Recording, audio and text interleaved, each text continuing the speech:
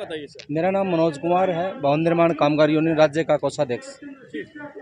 आज का जो पड़ाव है हमारा, ये 31 तारीख का जो निर्माण मजदूरों का श्रम मंत्री के आवास पर पड़ाव गया था, उसी दिन कॉल दी गई थी। 7 तारीख की मीटिंग का हमने आश्वासन मिला था। आज चंडीगढ़ में राज्य कमेटी के साथ मीटिंग चल रही है। उसी दिन ये कॉल दी गई थी, 7 को हम डीसी कार्यालय पर भी पड़ाव लगाएंगे। अगर वहाँ हमारे साथ कोई बदमाशी होती है तो फिर कोई निर्णय हम अगला कदम उठा सकते हैं। मुख्य तौर पर मांग हमारी राज्य स्तरीय भी है, लोकल स्तरीय भी है। एक जो पीछे हमने जो 11 जून को यहाँ सेक्टर 16-17 में झुग्गियाँ जड़ी थी, 90-85 के करीब झुग्गियाँ, और उसमें डीसी महोदय कमल गुप्ता निकाय मंत्री गए थे वहाँ मौके पर, और उन्होंने घोषणा करी थी कि 5-5 हज़ार रुपये इनकी पुनर्निवास के लिए मैं अपने खाते से दूंगा, और उनके खाते भी खुलवाए गए।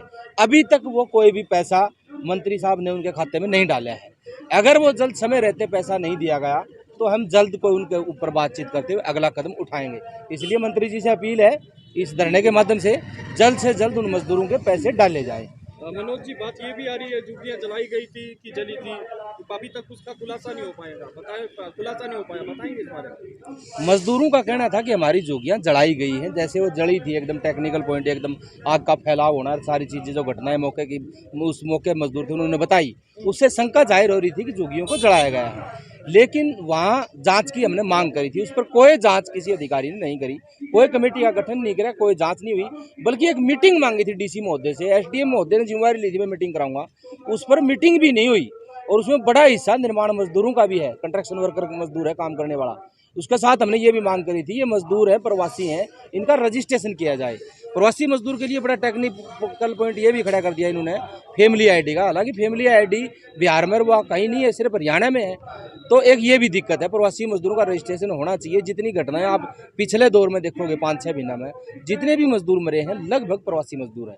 तो इसलिए प्रवासी मजदूरों का भी तमाम रजिस्ट्रेशन होना चाहिए, उनकी मांग माननी चाहिए। इनका जो मजदूर आज जो आया है, पिछले 2 वर्ष से कन्यादान की बात करो आप, डेथ की, मतलब कन्यादान में आप तस्दीक कर रहे हो और वो चीज़ें करो, वो टाइम ला रहे हो, करो कहीं ना कहीं समझ में आ रहा है। लेकिन जो डेथ होगी, जिसका लेबर डिपार्टमेंट का अधिकारी साइड पे चले गया, उसकी क्या जांच कर रहे हो आप? उसकी विधवा महिलाएं 2-2 साल से चक्कर काट रही हैं, अभी तक उसे खत्म पैसा नहीं आया है। ये जानबूझ की बदमाशियां की जा रही हैं। और एक के पीछे एक मतलब और भी है, जितना बेनिफिट में देरी होती है ना, उतना करप्शन बढ़ता है। जितने दलाल लोग हैं, जितने काफ़ी CSC तक के लोग जुड़े हुए हैं, दलाली करते हैं, और सीधा लेबर डिपार्टमेंट के अधिकारियों से संपर्क है, उनके तालमेल घालमेल है। 10,000 15,000 आज देते हो, 20 दिन में बेनिफिट आ जाएगा, फिर वो कहाँ से आ जाता है? तो इसलिए जानबूझ की बदमाशी करी जाती है। करप्शन जितनी देरी होगी उतना ज़्यादा करप्शन बढ़ेगा। अगर वो पैसा 10 दिन में आ जाएगा तो करप्शन नहीं होगा। कोई मजदूर पैसा 10-10 5-5 हज़ार नहीं देगा, तो ये करप्शन रुकना चाहिए। मजदूरों की जो सुविधाएं हैं तय हैं, वो बाकायदा जिम्मेवारी बनती है प्रशासनिक अधिकारी की, वो समय पर उचित समय पर तमाम सुविधाएं मजदूरों को मिलनी चाहिए। इसी मांग और मुद्दों के साथ तमाम मजदूर आज आए हैं। अगर इस पर कोई बदमाशी की जाती है तो हम राजनीतिक तौर पर भी अगला कदम उठा सकते हैं। यदि कोई प्रशासनिक अधिकारी आज नहीं आया तो इसके बाद आपका अगला कदम क्या होगा?